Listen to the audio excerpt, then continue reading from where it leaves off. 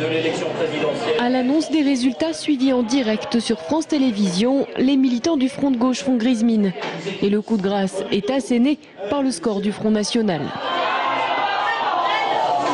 Il y a eu malheureusement beaucoup de manipulations pour faire peur à nouveau aux gens, pour promotionner le Front National, et je pense que c'est un des objets de notre campagne électorale qui a été très très fort. Nous avons eu complètement raison de mener cette action, ce combat contre le Front National. Nous avons l'objectif de continuer de mener ce combat. Le mot d'ordre reste donc le même à l'issue de ce premier tour, battre la droite.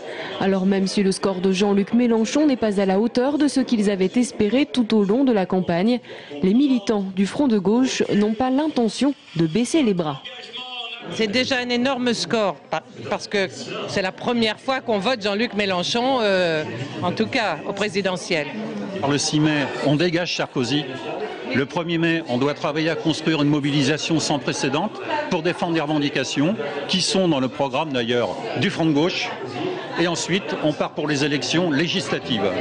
Des élections qui apparaissent comme la seule ouverture possible pour marquer des points et peser dans la balance politique. En attendant, il n'y a rien à négocier selon Jean-Luc Mélenchon, malgré les nombreuses divergences avec le programme du Parti socialiste. On ne marchande rien, on ne demande rien.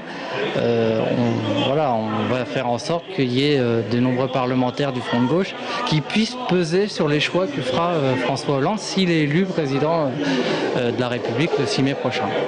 Car même ici, au QG du Front de gauche Tourangeau, l'issue de cette présidentielle est loin d'être une certitude. Alors, indirectement, on appelle à voter François Hollande. C'est le score du Front de gauche qui tient la clé du résultat final dans ses mains.